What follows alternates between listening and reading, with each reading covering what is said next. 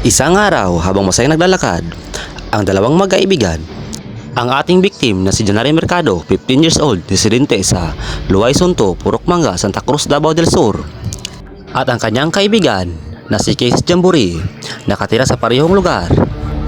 Habang sila naglalakad ay kanilang nadaanan ang dalawang nagiinuman na si Na Oliver at ang ating suspect na si Gistone Felix Tomas, 21 years old, residente rin sa Luay Sunto, Purok Manga, Santa Cruz, Davao del Sur.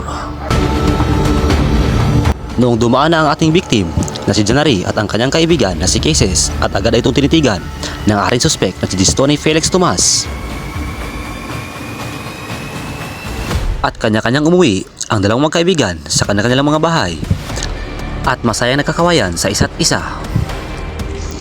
At pagka-uwi ng biktima, ito ay nagwalis pa sa kanilang bakuran.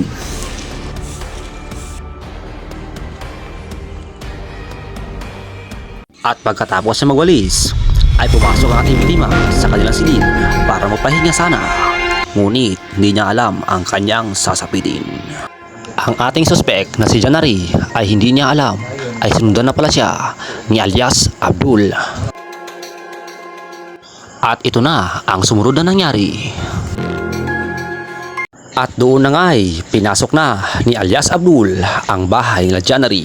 Tinakpan daw ni alias Abdul ang mga mata nito at hinimas-himas ang kanyang mga katawan. Sa sobrang takot ng ating victim ay hindi na ito nakapagsigaw pa. At pagkatapos ng mga pangyayari ay agad na namang tumakas si alias Abdul. Iniwan niya ang biktima na nakahandusay at umiiyak sa takot. Ngunit mabuti na lang ay hindi ito pinatay ni alias Abdul.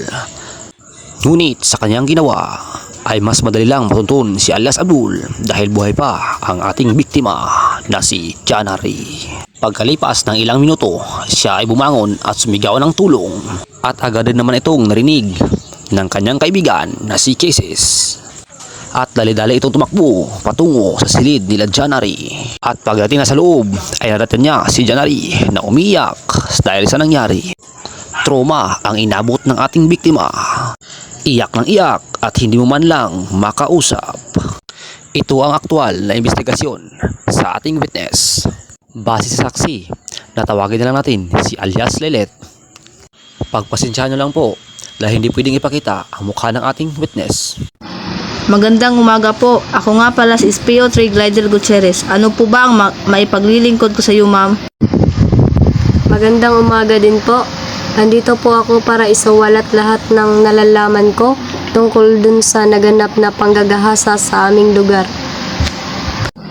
Sige, maaari ka nang magsalita ukol sa iyong nalalaman o nakita. Una po, nagulat ako nung nakita kong pumasok si Abdul sa bahay ng biktima at makalipas ang 30 minuto nang may ingay akong narinig galing sa bahay ng biktima. At agad kong pinuntahan nang makita ko si Abdul na tumatakbo palayo at agad din akong pumasok sa bahay ng biktima nang madatnan ko si Janary na umiiyak at humihingi ng tulong at agad ko nga po siyang tinanong kung anong nangyari. At ayun nga, makalipas ang 10 segundo ay bigla na lamang siyang nahimatay. Taga saan ba itong sinasabi mong Abdul? Kapitbahay lang po namin yun, ma'am. Kilalang lasinggero sa aming lugar. Sige, ganun ba? Sa mga sinasabi mong yan, madali na lang nating mahuli ang suspect na sinasabi mo. Ma'am, bago po ako umalis, maaari ba akong mabigyan ng proteksyon at ang aking pamilya para hindi masangkot sa gulo na ito? Oo naman, ma'am. Bibigyan po namin kayo ng proteksyon. Huwag po kayong mag-alala. Hindi po namin kayo pababayaan at ang iyong pamilya. At maraming salamat po sa iyong kooperasyon. At ito na rin ang aktual na investigasyon sa ating victim na si Janary. Magandang umaga. Ako nga pala si SPO1 Mark Salazar. Huwag po kayong matakot, ma'am, dahil andito po kami para tumulong sa kaso nyo at para sa mahuli ang gumagahasa sa inyo. Magandang araw rin po. May mga kunting katanungan lang po ako, ma'am. Kaano-ano niyo po ang suspect? kapitbahay ko lang po. Kilala mo ba siya? Opo.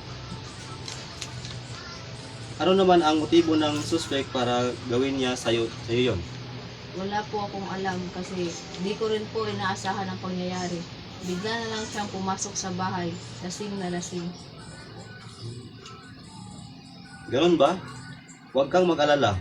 Tutulungan ka naming mahuli ang suspect at nabigyan ng hustisya ang ginawa niya sa'yo. Maraming salamat po. Alas 3 ng hapon nang may natanggap ang mga pulis na impormasyon na ang suspect daw ay bumalik sa kanilang lugar sa Luway Sunto, Purok Mangga, Santa Cruz, Davao del Sur. Ito ay umuwi, lasing na lasing. Agad namang rumuspende ang ating mga kapulisan kung saan naroon ang suspect.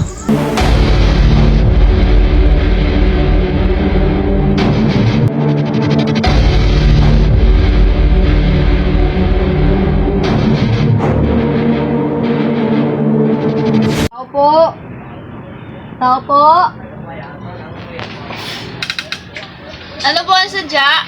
Halika po, pasok po kayo!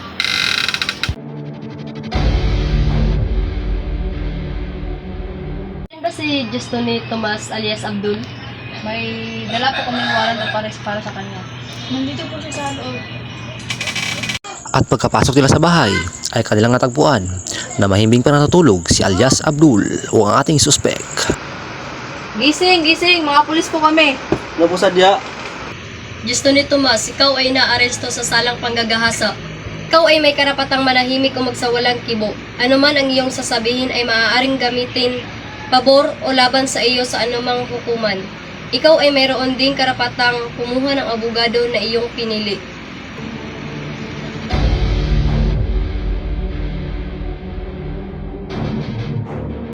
At ito na rin ang aktual na investigasyon sa ating suspect. Magandang umaga, ako nga pala si SPO Tulesiel Abonales. Maaari ba akong magtanong kung nasaan ka bago naganap ang insidente noong December 5, Biyernes, tanghaling tapat? Kasalukuyan ba kami nagiinuman ng dalawang kaibigan na si Oliver nung araw na yun po? Ayon sa saksi, ikaw raw ang gumahasa sa biktima. Totoo ba iyon? Oo, totoo po iyon. Ako po yung gumawa. Ako po. Ano naman ang iyong motibo? Bakit mo nagawang gahasain ang biktima?